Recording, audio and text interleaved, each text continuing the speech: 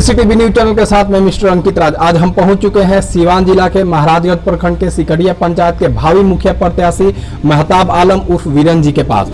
तो आज हम मिलकर बात करेंगे कि महताब जी जो इस बार के पंचायत चुनावी में प्रत्याशी के रूप में आ रहे हैं, तो उनका जो पंचायत में आने का उनका मुद्दा क्या है। तो सर, सबसे पहले अपना नाम बताइए और उसके बाद फिर अपना जो पंचायती मुद्दा है उसको जनता के सामने बताइए। शुक्रिया, धन्यवाद आपके चैनल के। मेरा नाम महताब आलम है उर्फ वीरन जी और सिकड़िया पंचायत के निवासी हैं। मेरा मुद्दा ये रहेगा कि जितना पब्लिक के जो काम नहीं हो पाया है उस सारे कामों पे हम पहल करेंगे, चाहे जो भी हो, चाहे बिजली का काम है, चाहे पुल पे बत्ती नहीं लगा है, चाहे कहीं गली लेने का काम बाकी लग गया है, चाहे हमारे पूरा वार्ड में समझिए कि जल नल, कुछ ऐसे वार्ड है कि जैसे जल नल के काम भी नहीं हुआ है अभी तक, वो सब सारे कामों पे हम पहल करेंगे और अपने मन एकदम पूरा समाज के साथ, पूरा जनता के साथ हम खड़ा होने का काम करेंगे। जैसे कि सर ने बताया कि अपने पंचायत के लिए वो जल नल योजना, जो वार्ड जल नल योजना के जल से वंचित रह गए उस वार्ड में वो जल नल का, हर घर में जल का नल पहुंचाया गया। साथ साथ में हर एक पंचायत के हर एक पोल पे वो स्ट्रीट लाइट की व्यवस्था करेंगे और साथ साथ इनका ध्यान समाज के, राज्य के, उनके वार्ड के हर एक मुद्दे पर रहेगा। जैसे कि अभी हम देख रहे हैं कि मुखिया का कार्यकाल समाप्त हो चुका है और परामर्शी समिति की गठन करके कार्यान्वित की जा रही है। तो जैसे कि हम देख रहे हैं कि 5 साल में 2 साल कोरोना को लेकर डिस्टर्ब रहा था, बहुत सारी कार्य जो रही स्थगित रही। तो सर, उस कोरोना काल में जिस समय जनता के पास रोजगार नहीं थी, बहुत सारी समस्याएं थी, किसी के पास राशन का समस्या था, किरासन का समस्या था, तो उस समय आपके द्वारा अपने पंचायत के लोगों के लिए, अपने जिला के लोगों के लिए किस तरह से कार्य किया आपने? धन्यवाद, शुक्रिया आपके चैनल के।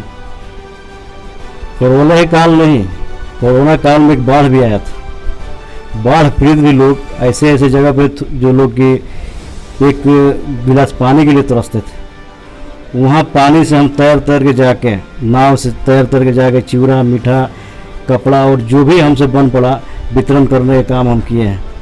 और पंचायत नहीं, अदर पंचायत में अगर कोई गरीब, पूरा जिला में या कहीं अदर पंचायत में भी अगर कोई गरीब हमको पता लगा कि भूखा मर रहा है, अगर हमको सक्षम है, हमको जहाँ तक निःशुल्क मैंने मदद किया है, सेवा किया है, दवाई से लेके राशन से लेके सारा चीज़ से निःशुल्क सेवा किया है।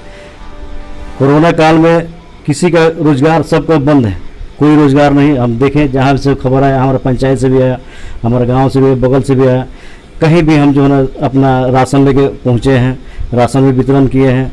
अगर कहीं थोड़ा पैसा की जरूरत है वहाँ भी पैसा भी दिए हैं। सारा समाज को हम निःशुल्क मैंने काम किए हैं, सेवा में लगे थे और आगे भी लगे रहेंगे। जैसे कि सर का कहना है कि केवल कोरोना काल में ही नहीं, और भी ऐसे सारे बहुत सारे समय थे जब उन्होंने लोगों का मदद किया। जैसे उन्होंने उदाहरण में बताया बाढ़ की। जैसे कि हम बताते चले कि बाढ़ के समय में जो मुख्य आवश्यकताएं होती है वो मकान की होती है, रोटी की होती है, कपड़ा की होती है। तो सर ने वहाँ पे जाके नाव से जाके पानी में यात्रा करके लोगों की मदद की और सामाजिक स्तर पर सहायता की।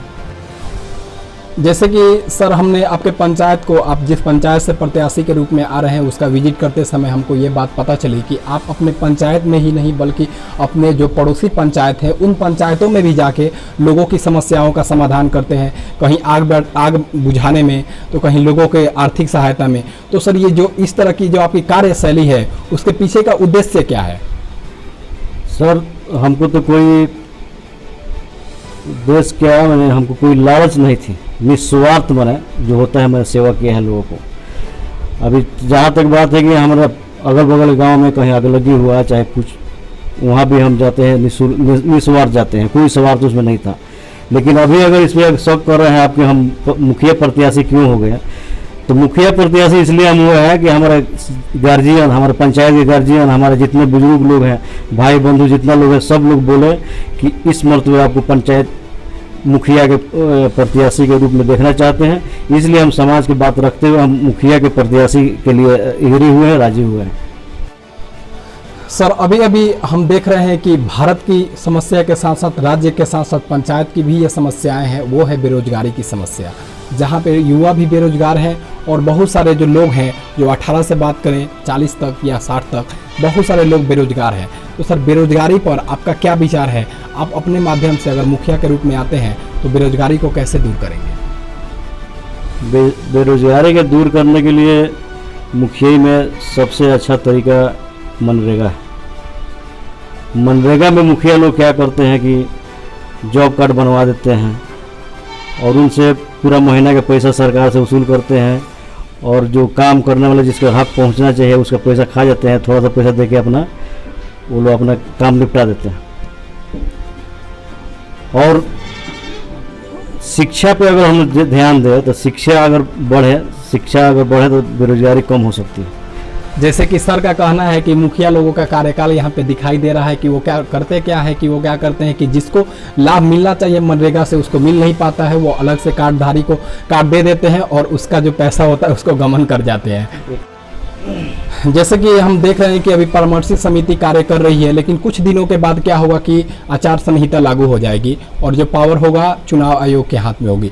तो सर हम देखते हैं कि जो लोग होते हैं वो कहीं ना कहीं परेशान होते हैं प्रत्याशी को लेके, प्रतिनिधि को लेके, और वो चुनाव करने में सक्षम नहीं होते हैं कि हमारे लिए सही प्रत्याशी कौन है, हमारे लिए गलत प्रत्याशी कौन है। जैसे कि 5 साल जनता कुछ अलग विचार रखती है और वोट के दिन जनता गुमराह होकर कहीं गलत जगह अपना वोट दे देती है। तो सर आपका इस पे क्या विचार है कि जनता अपना अपने प्रतिनिधि को किस तरह से चुने कि वो सही जगह पहुंच सके या उनका वोट जो है वो सही जगह जा सके? बहुत बहुत धन्यवाद, शुक्रिया आपके चैनल का। जनता से आग्रह है, विनती है हमारे गार्जियनों से कि कोई हमें को नहीं किसी को भी चुने, लेकिन हम सोच समझ के देख के परख के चुने कि कौन जानता हमारा काम करेगा, कौन हमको धोखा देगा, कौन छले काम करेगा। छलने वाले के बहकावे में नहीं आना है। कोई अच्छा प्रतिनिधि जो है, अच्छा जो काम करने वाला जिसका आप लोग छुपा थोड़ी है, उसको आप चुनिए। और यही हमारा उपदेश रहेगा कि अच्छे गार्जियनों से, बुजुर्गों से ही अनुरोध है और विनती है कि अच्छे आदमी को चुनिए और अच्छे आदमी को पंचायत में मुखिया के रूप में लाइए इस मरतबा। जैसे कि सर का अंदर किसी भी तरह का लालच नहीं है। उन्होंने कहा कि जनता चाहे तो मुझको छोड़ भी दे, उससे कोई बात नहीं है, लेकिन जनता सही का चुनाव करे, सही को वोट करे। ऐसा ना हो कि वो कहीं गलत जगह वोट कर बैठे। सिवान जिला के महाराजगंज प्रखंड के सिकटिया पंचायत के भावी मुखिया प्रत्याशी मोहताब अली उर्फ वीरन जी के पास। तो अभी हमने वीरन जी से बहुत सारी मुद्दाएं पे बात की, जिसमें विकास शामिल रही, शिक्षा शामिल रही, बेरोजगारी रही। तो अब हम बात करेंगे इनसे मिलके कि सर अपने पंचायत के जनता के लिए क्या संदेश देना चाहते हैं? हमारा गार्जियनों से और जनता जनार्दन से अनुरोध है, हाथ जोड़ के प्रणाम करते हैं, नमन करते हैं कि हमको इस मरतबे मुखिया के रूप में लाएं और कोई भी ऐसा काम जो नहीं है, जो हम नहीं कर सकेंगे, करेंगे। चाहे फंड से नहीं होगा तो अपना निजी पैसा से करेंगे, चाहे जैसे भी हो जनता के हम खुश रहेंगे। हमारा गार्जियन है वो, और गार्जियन थे और गार्जियन रहेंगे। बहुत बहुत धन्यवाद। जैसे कि सर ने अपने जनता के लिए यह संदेश दिया है कि इस बार हमको भावी मुखिया प्रत्याशी से प्रतिनिधि के रूप में लाए, हमको प्रतिनिधित्व का अवसर दे। अगर एक बार आप अवसर देते हैं तो मैं प्रयास करूंगा कि अगर फंड से ना सही, लेकिन मैं अपने निजी पैसा से आपके विकास के लिए कार्य करूंगा। ये बहुत बड़ी संदेश है और सिकटिया पंचायत को, जनता को चाहिए कि ऐसा प्रत्याशी या ऐसे आदमी को एक बार प्रतिनिधित्व का मौका अवश्य दे। सर बहुत बहुत धन्यवाद जो आपने हमारे सीसीटीवी न्यूज़ चैनल में आके अपना समय दिया और अपने जनता के लिए अपने मन की बात, अपने विचारों को हमारे चैनल के माध्यम से अपने जनता तक पहुंचाने का या उसको किसी भी तरह से पहुंचाने का कार्य किया। तो सर जैसे कि हम आपने बहुत सारे बात की, तो सर आपका हम लोग को कार्य के बारे में, सीसीटीवी न्यूज़ चैनल के बारे में, मीडिया बंधुओं के बारे में क्या आपका विचार है? मीडिया बंधुओं के बारे में ये विचार है कि चौथा स्तंभ है ये मीडिया, संवैधानिक चौथा स्तंभ है मीडिया। और मीडिया बंधुओं से अनुरोध है कि भाई अच्छे से काम करें। और मीडिया बंधु ऐसा होता है कि जैसा किसी का एक्सीडेंट हो गया, कुछ हो गया, यही बात जो है ना थाना में पहुंचाते हैं। कहीं भी जो कोई अकेला मतलब एक्सीडेंट हुआ, कुछ हुआ, गार्जियन चाहे किसको पहुंचाते हैं। मीडिया बंधुओं के बहुत बहुत धन्यवाद और ये लोग बहुत अच्छे काम कर रहे हैं और आगे जो है ना अपने निस्वार्थ लगते हैं लोग और अच्छे काम करते हैं और आगे भी करते रहेंगे। आप लोगों का बहुत बहुत धन्यवाद, शुक्रिया।